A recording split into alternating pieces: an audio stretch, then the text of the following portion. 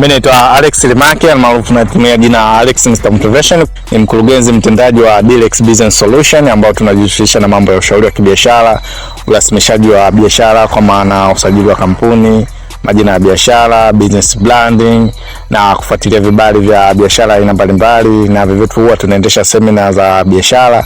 Kwa lugha rahisi tunafanya business consultation au ushauri wa kibiashara.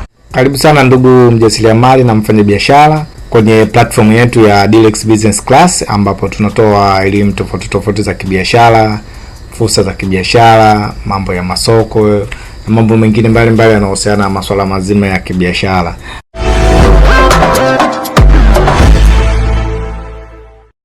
Leo tutazungumzia kuhusiana na mambo ya kampuni. Kampuni ni nini? Tutajua hivyo. Kampuni inasajiliwa wapi na nani mwenye mamlaka ya kusajili kampuni? Unatakiwa na vigezo gani iweze kusajili kampuni? Vibali mbalimbali unatakiwa kuvipata baada ya kusajili kampuni, faida za kusajili kampuni na uendeshaji wa biashara kwa kutumia kampuni. Kampuni unaweza kusajili kwa kutumia biashara gani ili ambazo zinasajiliwa kwenye kampuni.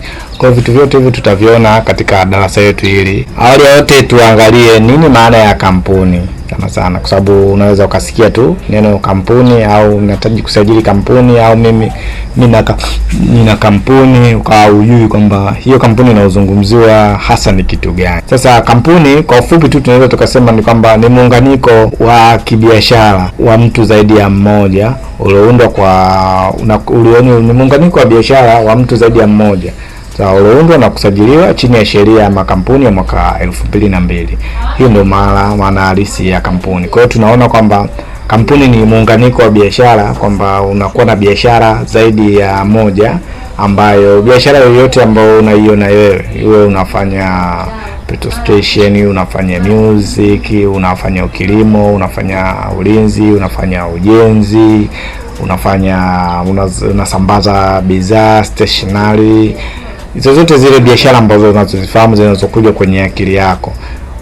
Hizo biashara zikiwa tofauti zaidi ya moja zinapounganika, unapoenda kusajili na watu mkiwa zaidi ya mmoja, mkisajili chini ya sheria ya mwaka 2002, hiyo ndo maana halisi ya kampuni.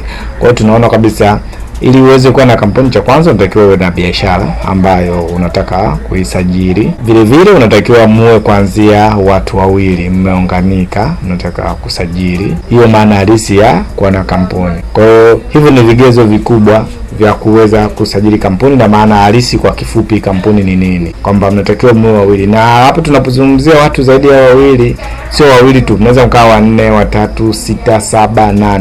Sawa. Sasa tutakuja kuangalia aina gani za kampuni. Kuna kampuni zingine zinaruhusu watu wasizidi 50 na kuna nyingine zinaruhusu watu wasianzie wawili, waanzie 8 na kwenda mbele huko zaidi bila kikomo. Tutaangalia hizi aina mbalimbali za kampuni katika darasa letu hili. Sasa hao watu ambao unaounganika nao ni watu wa aina gani? Kwanza lazima wawe na sifa ya kuwa watu wazima, kwa maana kwa mujibu wa sheria wanatakiwa, kwa wale wamiliki au wanahisa wa kampuni, wanatakiwa wawe kuanzia miaka 18 na kuendelea. Sawa. Na wale ambao wakurugenzi au wanaitwa directors wa kampuni, hawa ni wale ambao watendaji wa kampuni, wanakuwa wanafanya shughuli za kila siku za uendeshaji wa kampuni. Sheria inasema waanzie miaka 21. Kwa hiyo tunaona kabisa kama unataka kuwa mmiliki, uwe unamiliki, yani uwe shareholders wa kampuni, ndio ambao wanakuwa wamiliki. Unasema kama mimi na share kiasi kadhaa kwenye kampuni, sifa yake unatakiwa uwe na kuanzia umri wa miaka 18 na kuendelea mbele. Vile vile ukiwa na mkurugenzi, na maana ni mfanyakazi wa hiyo kampuni, mtendaji, unatakiwa kuanzia miaka 21 kwenda mbele. Sawa. Sasa kwenye kusajili wa kampuni, sheria iko wazi tu, haisemi kwamba mtu lazima awe na degree amesoma na ndio awe na sifa ya kusajili kampuni.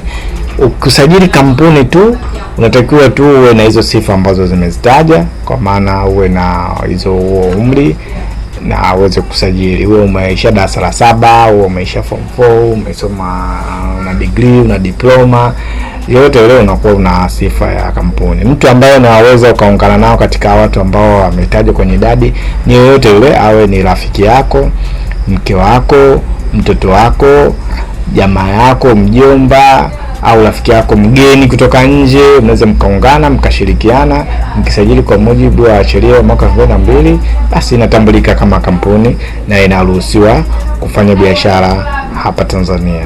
Kwa hapo tunaona tu kiujumla kwamba sifa zipi ambazo zinaweza kufanya wewe kusajili kampuni. Usiwe na dhana kwamba mpaka wewe umesoma na unaweza kuungana kusajili kampuni. Hapana, elimu uliyokuwa nayo yoyote unaweza kufanya ukasajili kampuni. Hapa nazungumzia usajili wa kampuni, na mwenye mamlaka ya kusajili kampuni Tanzania ni BRELA. Kwa hiyo hapa nazungumzia usajili wa kampuni, sijazungumzia upatikanaji wa vibali. Usajili na vibali ni vitu viwili tofauti. Unaweza ukasajili biashara ya ukandarasi au ulinzi, lakini baadaye kuna mamlaka nyingine za vibali. Sizungumzii vibali, nazungumzia taratibu za kusajili kampuni. Hizo kwenye ufuatiliaji wa vibali ndio wanaanza kuangalia bwana, mtu awe na sifa hiki. Kama usajili kampuni ambayo inakuwa inafanya biashara ya hospitali, wanaweza kuambia bwana uwe na sifa hizi. Lakini kwenye usajili hawana hivyo vigezo, kwa sababu hawahitaji hizo certificate.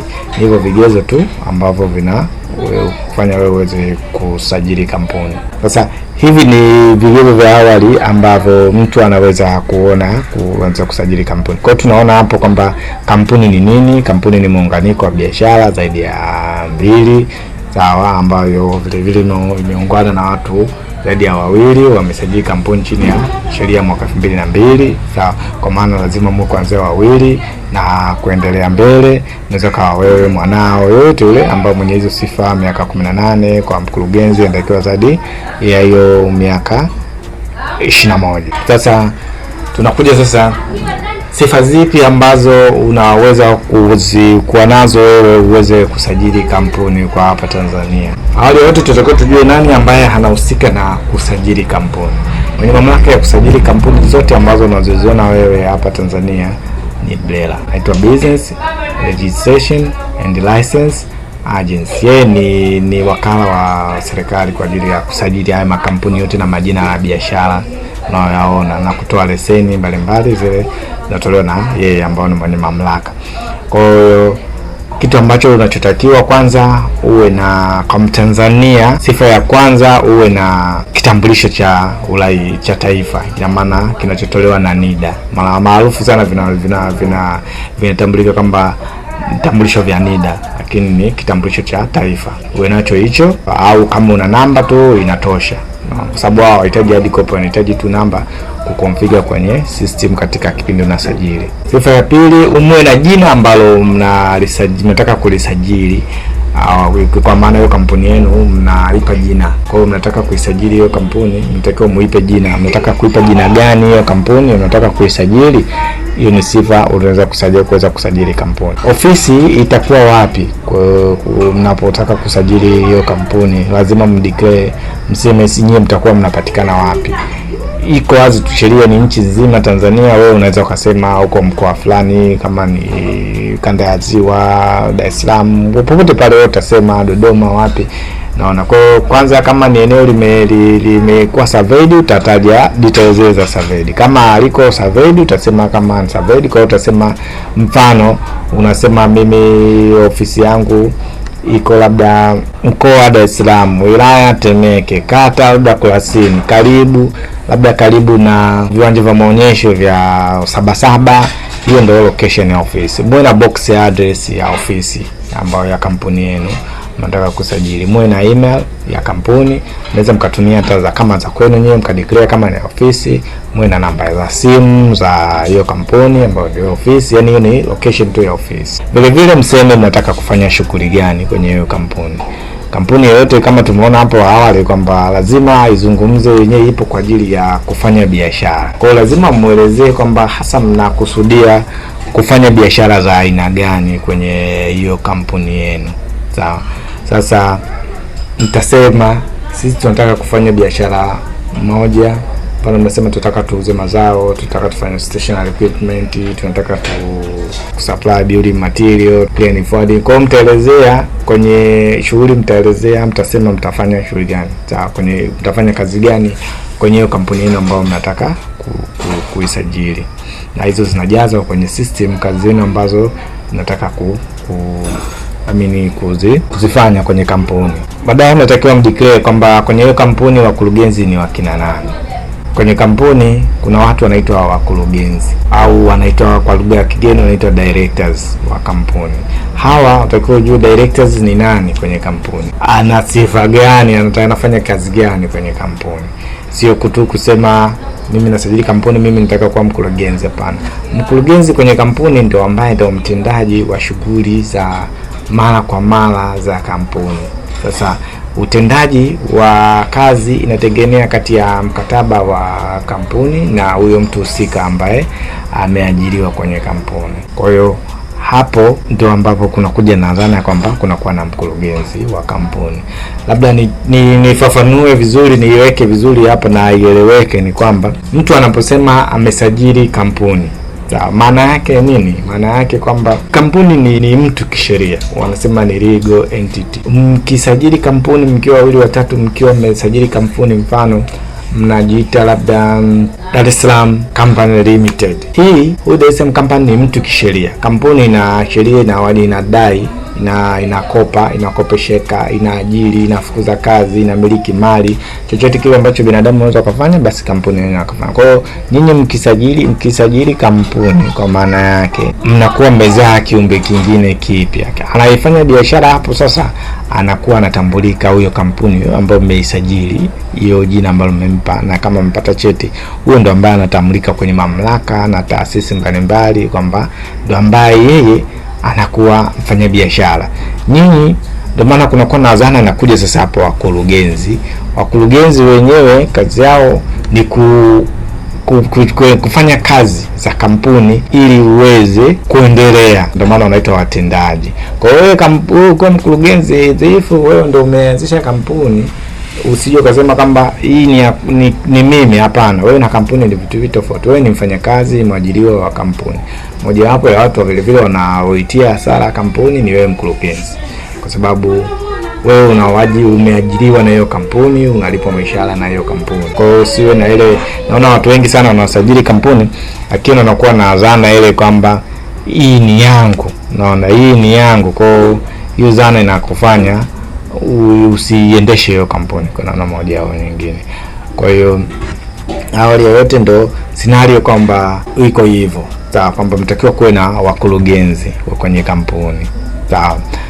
Vile vile hawa wakurugenzi kila mmoja anatakiwa awe na kitambulisho chake cha NIDA au namba. Kila mmoja, sawa, katika wakurugenzi wanatakiwa awe na TIN namba zao. Kila mmoja katika wakurugenzi anatakiwa awe na email address yake.